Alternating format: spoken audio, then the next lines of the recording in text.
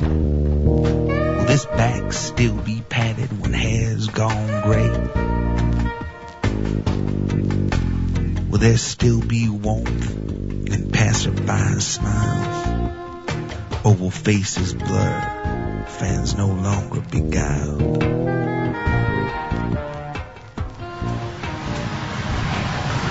These guys go. Oh! Get on my spot. Going up the dungeon, Gleason's gym.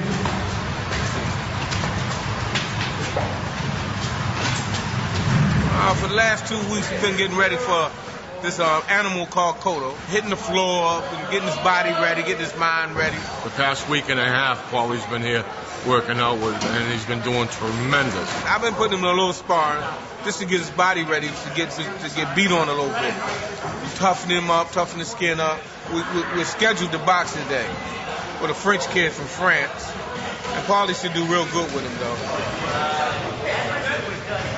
Don't look like he's wearing boxer briefs right now, this fruitcake bastard. Double up on the jab, triple up on the jab. Keep him straight. Cotto's a hard puncher, so, we don't want to get hit too much, but also you want to get your body hardened up for that type of fight. It could get rough at times.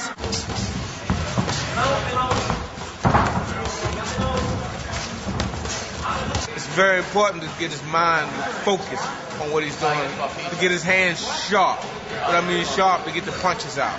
Move. Whoa, God. Jesus Christ. Keep doing it. Just keep hitting and go. Hit and go. Put 2, 3 down there. What? Keep doing it again. Don't pull up. Don't pull up.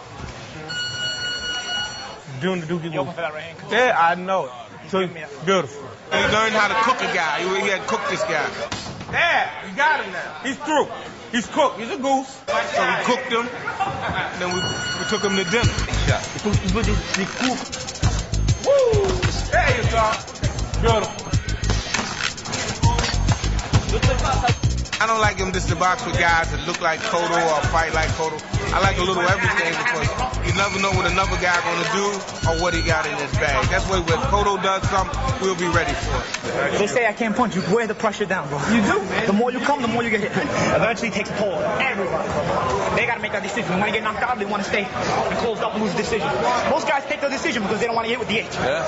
Because he kept coming and coming and coming. Eventually you get worn down. If those were fight gloves, he would have got knocked out. For sure. For sure. So we're ready to go. We're going to leave tomorrow, Paulie, myself, and Billy Giles and Pete. And the rest of the camp's going to come up on Sunday. We're going to Boston. He'll be more focused up there. He'll have more rest. He'll have more time to himself. We'll have his sparring partners there. He'll eat correct.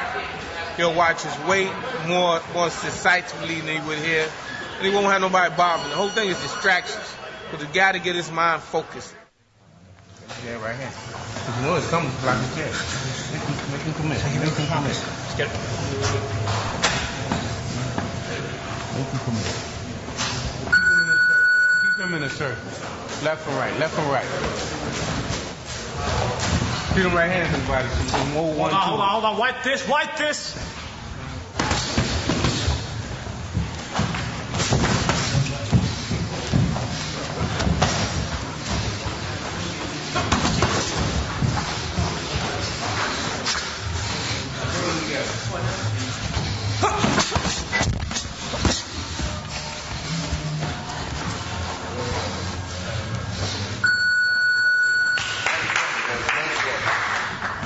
Take that shit off, bro.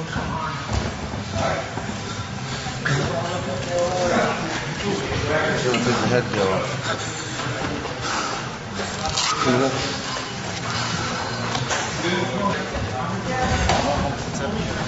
But we're going home at the end of this week, dude. I can't take this place no more. I can't take these gyms. I can't take these people. I can't take them. Get the fuck out. My mind ain't right. I'm right at home. I'm always right. My mind ain't right. I've always been ready. Trained for home years already. I'm always ready. Can't get over shit fucking places to train. Nobody knows what the fuck is going on. I'm done. Fuck 3 weeks to the fight. I need to focus now. I don't need to fucking worry about what the fuck is going on with camp every day. Because every day is a story. No, this is camp. Camp is not supposed to be when home is better than camp. You're supposed to have shit more ready in camp than you are at home, not the other way around. You know what I'm saying? Everything is perfect when I'm at home. I come to camp, something's always going wrong every day. It's not supposed to be like that when we're in camp. All right? Shit is supposed to be right in camp. When I'm the fuck home, I train for fights. Everything's perfect. I go to the gym every day. I get my naps. I get my run at night. Everything is fucking right on point like clockwork, dude. I come to camp. Everything's always fucked up every fucking time. I'm fucking sick and tired of it. I'm going the fuck home because I know I can concentrate at home. Instead of everybody telling me where I can concentrate, I know where I can concentrate. You know, he's getting excited. You know, it's just getting to that point now that, you know, he wants to get this thing done. Everything gonna aggravate him right now because, you know, he figures he's away from home. He can't handle sex. He's got to eat certain things. It just catches up, you know. You getting your shit in. You just don't see it right now. Because you just want to kill this son of a bitch. We all want to kill him. If he gets hit one time, he's the type of guy, he think everything went wrong. You landed a 2-1 on James. I think you're just looking at every little thing now and everything bothering you. Your right hand, there was nothing wrong with your right hand. I said good right hand 40 times so from while you were sparring. So you landed a 2-1, you landed 1-2-1, you landed a 1-2, you landed a right uppercut. Well, I don't know what else you want to land. Just relax, champ. Just relax. This won't be this way no more. So, you know, it's just a bad day for him. Everybody has them. No problem.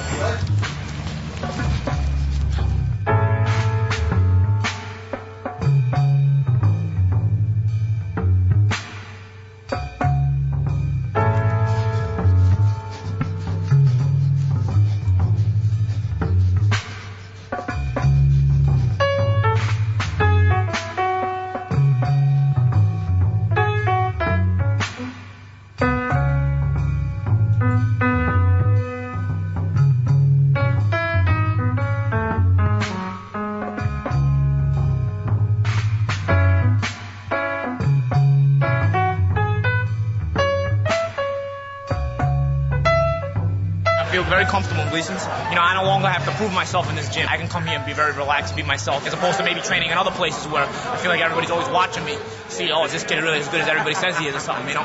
When I'm home, I don't have that pressure on me because everybody already supports me, everybody already knows I'm the real deal. So I can just concentrate more on training and focusing on what I gotta do.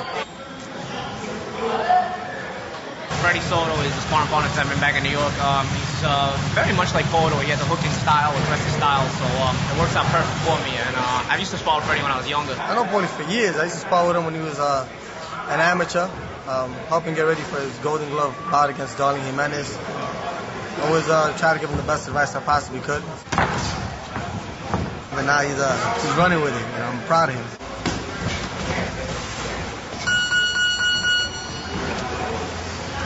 I've been working with Paulie now for about 2.5 weeks. Just kind of putting pressure on him, giving him a simulation of what the fight might be like. With Cotto, he starts out fast and throws heavy punches. They just pick him apart with the jab. Then make him come. Then he's going to come because he got no choice. Why he's out there, just let him stay. He's waiting. Just jab him. He works really hard. He's always been a gym rat. He's dedicated, doesn't mess around.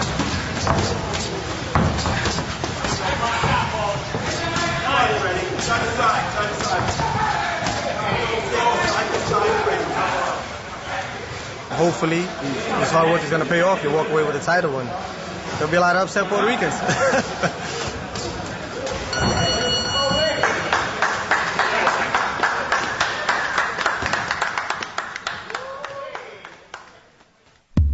No need to cry or walk away in disgrace, cause you gotta be tough for you to get first place. And it's only the best can ever take that space. So suck up the pain and put on your game face. No need to cry or walk away in disgrace, cause you gotta be tough for you to get first place. And it's only the best can ever take that space. So suck up the pain and put on your game face. Nobody said that the game was ever easy, but looking at your eyes, I can hear you say please be. Even if you quit, that would do nothing but please me. You have a loud bark, but you still sound cheesy. Never had a break, but I still pay my dues. Struggle puts you in a place where you really have to choose. Do I go all out or give it just enough so I don't lose? Check your heart at the door because you just might lose. What time is it anyway? Working without any pay. Hope they find you on eBay. Move it over any day. 0.4 on the clock, but you still hit the trade. Nobody has it on lock while it's still in play. Second chances don't come a dime a dozen, but you gotta take chances if you wanna win something. Set your sights higher and you might get a little more. At least something better than the little stuff you had before. No need to cry or walk away in disgrace, cause you gotta be tough. you to get first place, and it's only the best can ever take that space. So suck up the pain and put on your game face. I'm Ibelis Rivera. I work for Hoy newspaper here in New York. I'm from Puerto Rico, and I've also been covering Miguel Cotto for a while. I hear him a little different than the other fights that he had before. I hear him like a little, I don't know if angry or mad. He's all pissed off. He's all pissed off at you, man. Good for him. He's not usually to talk a lot. In that press conference, he speaks a little more than the usual, so... He's going to be even more pissed off after I whoop his ass. Wait till I whoop his ass. You think he's pissed now? Wait till after I whoop his ass.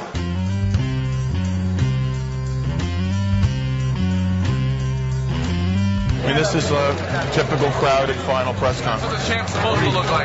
The real big event of the week, followed by the weigh-in on Friday. Back to basics, commercialized catastrophe. Break it down, see how it sounds, it's how it has to be. Naturally, originality is a reality. To some, it's a formality. To others, technicality. Can you reiterate to everyone what becoming the junior welterweight champion of the world means to you? It means proving a lot of the naysayers wrong, a lot of the doubters wrong, and it means also stepping up to the level that I know I already belonged on. Skills are going to pay the bills here. He thinks his power is going to make a difference. Believe me, his brain's in there, my man. It ain't just power. You need a lot more than heart and power to beat Paulie Malignaggi. He's going to find that out the hard way Saturday. It's not a fight he's going to win. I see hostility, I get no credibility. Because the latest shades of think that I got no ability is killing me. Can you buy a clue and recognize potential I possess? No second guess intent of rhymes. Believe me, man, he's not going to land. You know, people think he's going to walk into leather all night. At the end of the day, that's what you're going to see all night. And I don't want to hear Miguel Cotto didn't look like himself. I don't want to hear, oh, man, you know what? He took him lightly. I don't want to hear he couldn't make the weight. You're going to see Miguel Cotto trying to get off, and he's not going to be able to get off. Just like everybody else that fights Paul Malignaggi, you can't get your hands off because I get my hands off first, each and every time. Visualize the way the game's attended. Some can reprimand it with the style that sees pretended. I get offended when I see the clones and frauds mesmerize the crowd, see unexpected still applaud. I expect Cotto to try to come out fast, and then realize that he's not going to be able to hit me. And I expect Cotto to try to, try to knock me out like he says he's going to try to. So, I expect to frustrate him, and like I said, after a few rounds of the fight, he's going to realize this is not a fight he's going to win. Back to the drawing board, strictly fundamental. Working head to rhyme, that is instrumental. The beats the rhymes, we wear that crown. Cause everybody rocking to that hoodlum sound. It's not about I'm tougher than you or I'm stronger than you or this and that. It's about you simply realize I'm a better fighter. And when you realize that you're in with a better fighter, there's nothing you can do. No matter how much heart you got, you can't win the fight. No matter how much strong you are, you can't win the fight.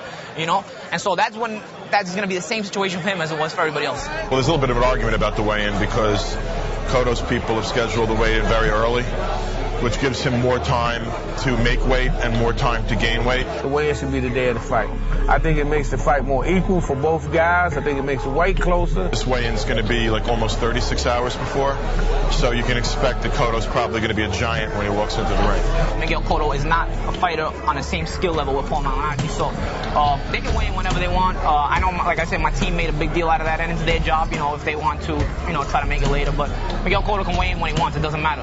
I'll put it to you like this, man. When I was growing up, I got into a lot of fights, man. I was always a little kid.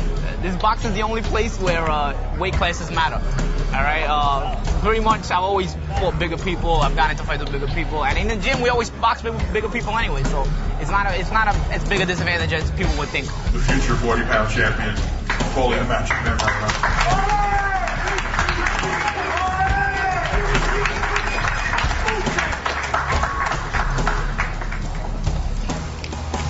Man, this water tastes good. You want some? No, you can't have any for a couple of days. So I'll put it back then. Listen, I've done a lot of talking over the course of this fight. Had a lot of fun doing it, and I'm looking forward to winning the title on Saturday night. I'm in great shape, probably the best shape of my career.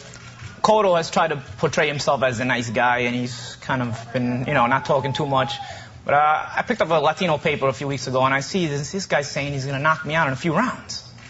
Now, as most of you know who've seen me fight, I'm not the easiest target to hit. But if any of you know me personally, you don't fan the flames when you're playing with Paulie Malignaggi. So when you're making statements like that, you're putting yourself in trouble. He can't wait to get his hands on me. I'm counting the seconds to Saturday night till I can't wait to get my hands on this guy. And I hope he knows that. I hope he understands that.